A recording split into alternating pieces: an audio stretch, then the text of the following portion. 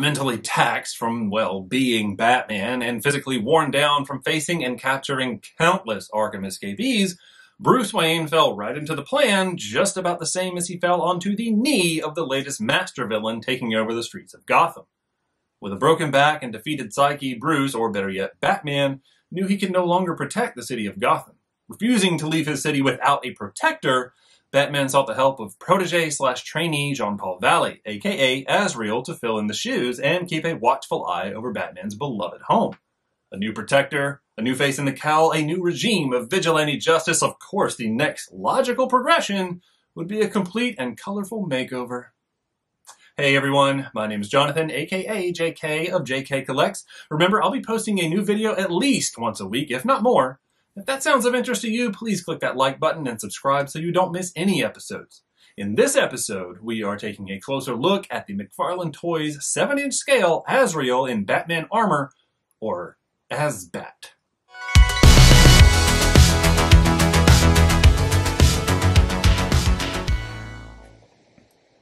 Hey everyone, welcome back, and here he is, Azrael in the Batman armor, aka Azbat, right? So I've noticed that in a lot of the listings of it, and they like to call it that, but you know what? Let's dig into this guy. Oh, look at that. Do you remember that? Do you remember that iconic look, that cover, when that change happened? Oh man, what a time in comic books, right? We lost Superman shortly before. Bruce Wayne's losing his mind because he lost his friend. He lost his Robin not long before that. So he's just having a tough time. And then, oh my gosh, Bane comes along, and then we have Azrael Batman, and then this. What a time. What a fun time. That was so cool, especially back then, right? If you look at it now, it's definitely very 90s, right? It's obviously a very 90s design. But you know what? The artwork back here, we'll get to that. The artwork is fantastic, right? Because it obviously... It brings back that nostalgia, right? So I'm just sitting here harping up and down about how much fun that series was and that time in comic books. But anyway, beautiful artwork on the back, like we've come to expect with McFarlane Toys. Over here on the side, Azrael in the Batman armor from the Knightfall series. Oh, what a tragic time. Azrael in Batman armor. We got a little window on the side, slightly crumpled box, but you know what? I'm not mad about it because we're busting into this box anyway. But look. Before we look at this thing, what a beautiful figure, right? It's just sad that it seemed like it came and went so quickly. Gold label because it's Walmart. We're not going to stare at it hanging out in the box, even though even this pose is fantastic. Clearly, I'm a fan. Let's pop this guy open from the bottom as usual. Let's pop him out of this box so we can take our closer look. I am excited to get into this one, and of course, it's the one that doesn't want to open. All right, there we go. Now, pull out the tray, move the box to the side because we don't really need that part. We've already looked at it. Get some of this stuff. We're going to move old Jean-Paul out of the way so we can take a look. There we go. There's our normal comic book covers back there. Hey, I'd be remiss if I did not point out the Death of Superman. 'Tis the month, right? We're looking at that big anniversary. There's our stand. There's our Azrael and Batman armor card to match that art on the back. So yet again, another one for the collection. Thank you for giving me something else to collect, McFarlane. Okay, so here we go. Here's our guy. Let's see if we can do the good old-fashioned bust him loose. Bad news is I've got a cape in the way, so it's yet another thing to kind of wrestle with in trying to cut these little pieces, right? What do I call them? Rubbery elastic pieces. I think I call them something different just about every time.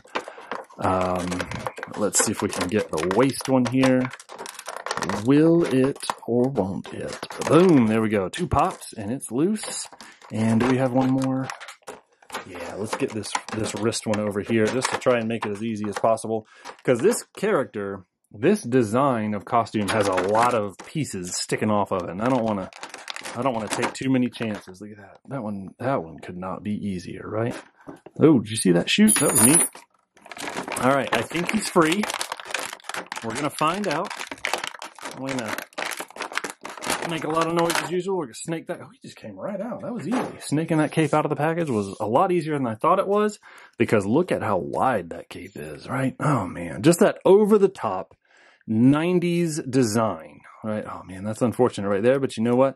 A little bit of time, a little bit of heat on that. It should go right back. Look, even it's already trying to. So no big deal on that. We'll get to it.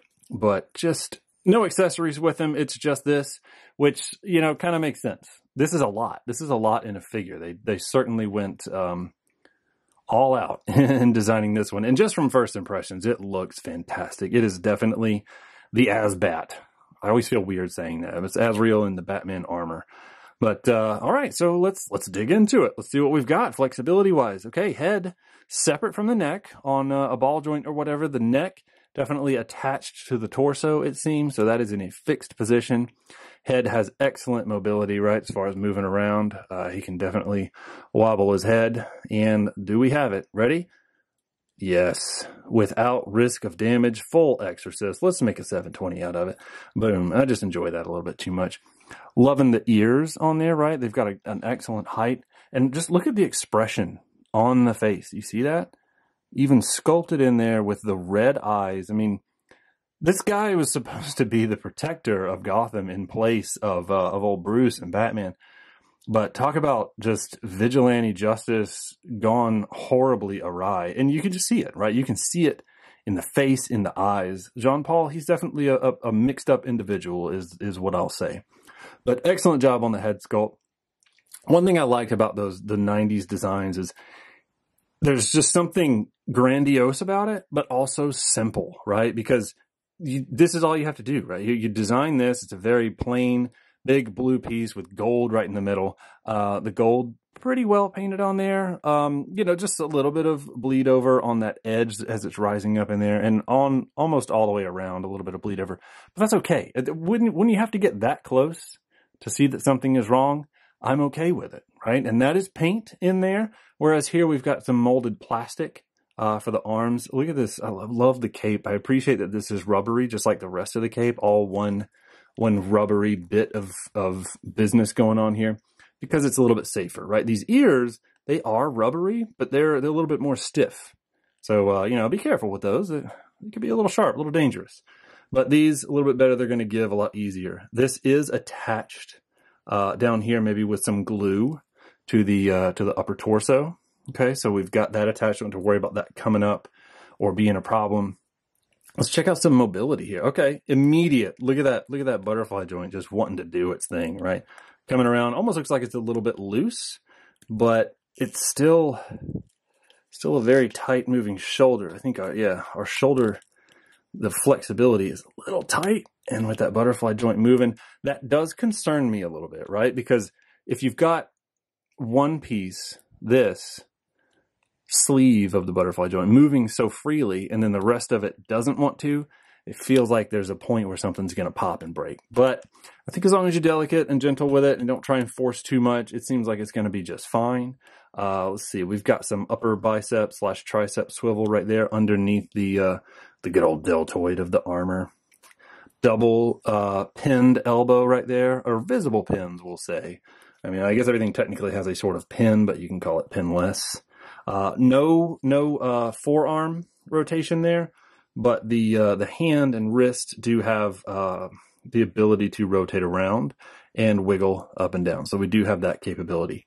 Now, one thing that stands out, if you probably noticed when I was rotating it around, this little bit of the gauntlet that juts out, you do kind of have to lean the wrist a little bit to work around it. So that's a thing that could be a point of wear if it gets done quite frequently.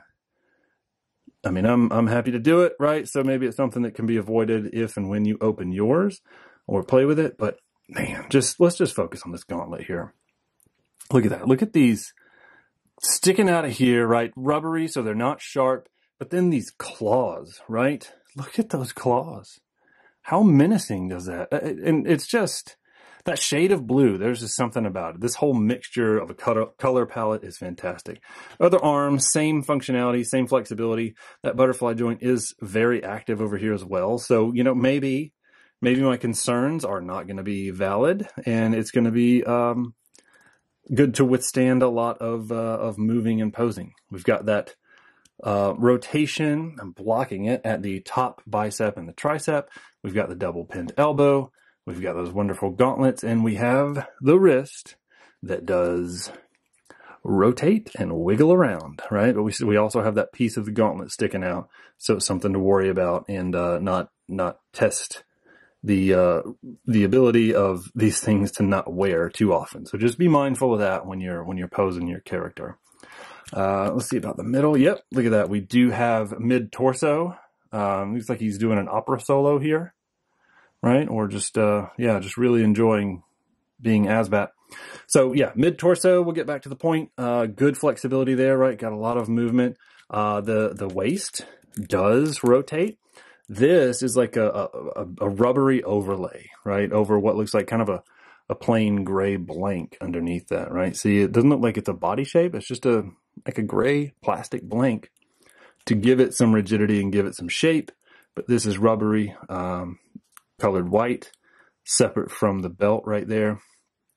And yeah, so good flexibility there. Legs, same old McFarlane joints we're looking at, but look at that. He may be a substitute Batman, but he can do the bat split and do it with attitude. Look at that attitude, right? He's like, I challenge you to do the bat split. Yeah, okay, enough about that, right? So do we have any rotation here? No real thigh rotation, right? Solid piece there. Double knee, yep, it busts free just fine. Great flexibility on that. Kicks right back forward. The same thing that we expect with the foot from a McFarlane toy, right? That ankle mobility. We can rotate it. We can move it up and down. And oh yeah, it's not a McFarlane toy without a little bit of toe articulation, right? And then of course these little points here, they're a little bit more stiff plastic. As you can see, this one has taken some shape from shipping and packaging. But again, I mean, you're all very familiar. I don't tell you, but a little bit of heat should restore it right back to shape with no problem, right? Because it was molded one way and it wants to get back to it. All right, but a couple highlights about this thing, right? We've got some molded plastic in that color, some rubbery type material, which looks like a little bit of paint, but it's very interesting how it comes through. See, we've got the plastic, the molded plastic. This almost looks like I can't tell if it's molded plastic. I think it is just molded plastic. Yeah, in that it's that kind of almost metallic look.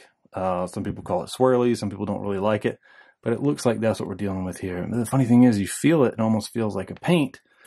But I am going to say, since it's a separate piece, and I can see up under there where they wouldn't have to paint it, it does seem to still have that gold. So I think we're dealing with that molded plastic with almost a metallic look to it. I like it. In this application, I do definitely like it. A little bit of gold paint to try and match. They got very close with it. One of the shades of the metallic-y looking plastic definitely matches that gold. Gold paint down here. We've got molded gold rubber for the pouches. Right? And again, I don't really think that there's much detail you can add to these pouches, but sometimes just a little bit of slightly different color to highlight things never hurts, right? It helps bring them out, make them pop. I always loved this thigh pouch thing, right? Because even as a kid, seeing this, I wondered, how the heck does it stay up? Have you ever tried to strap something like that either to your leg or to your arm and it stay in place, right? Like this, it's going to be full of stuff. That's the magic of comic books, man, you know? And he's like, man, I don't even know. He's shrugging. So there you go. I mean, just fantastic. The cape, look at how wide it is, right? That is that 90s Azrael Azbat cape. It doesn't even go all the way to the ground. It's so just super wide and out there. But that nice flexible rubber in that beautiful blue color. I love how well they matched blue rubbers with the blue paint. They did a fantastic job on that, right? Paint on the back. Not really a need, right? I mean, yes, but it wraps around to the front. So yet again, a necessity to have it colored. Same thing with the belt. Same thing with the thigh belt. Everything else is just a molded plastic, but molded plastic with excellent texture, right? One thing you can always appreciate and expect from McFarlane is excellent textures, right? So I certainly appreciate the quality of this. All in all, definitely pleased with this figure. I do not really have any complaints. I know it can be a very polarizing suit and character for some people. If you're not into it, don't pick it up. But if you are and you get a chance, definitely grab this guy. Hopefully he's still out there in the world and achievable at not some kind of ridiculous aftermarket or secondary market price. I know that that's probably asking for a lot in these modern times, but there he is. And look how easy he was to stand, even with all that stuff, even with that massive cape. Pretty easy to prop up and stand up on his own. And so far, He hasn't fallen.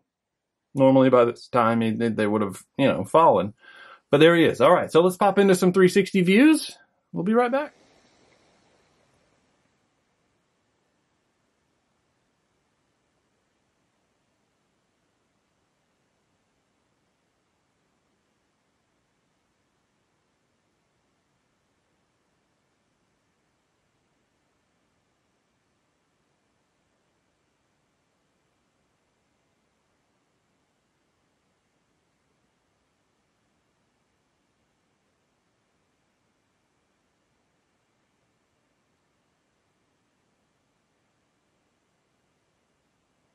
All right, and here's our Azrael in a good 360 view, good old Azbat. Look at how the light casts off of that molded plastic, the gold, and just really makes that blue pop. It's just an absolutely beautiful figure. And I know I mentioned it just a moment ago, but if you get a chance, definitely pick this one up if it's something that strikes your fancy, if you like the way this looks. I'm just a big fan of the color palette, so I highly recommend it. And from looking at it, definitely a quality, well-made figure. I don't think you'll be disappointed. Well, that about does it. Thank you for checking us out and for joining us on this collecting journey. Remember, look for a new video each week, if not more. Be sure to subscribe and click that like button. It would really help us out, and it would mean a lot to me.